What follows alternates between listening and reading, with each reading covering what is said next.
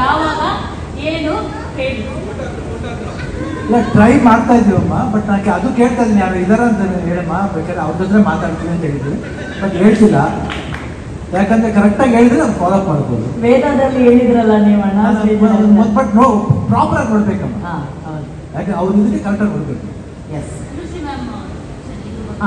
ಇಲ್ಲ ನನಗೆ ಖುಷಿ ಯಾಕಂದ್ರೆ ಮೋಸ್ಟ್ಲಿ ನನ್ನ ಮದುವೆ ಆದ್ರೆ ಮಳೆ ಬೆಳೆ ಎಲ್ಲ ಚೆನ್ನಾಗಿರುತ್ತೆ ಎಲ್ಲರೂ ಚಿಂತೆ ಆಗುತ್ತೆ ಮದುವೆ ಯಾವಾಗ.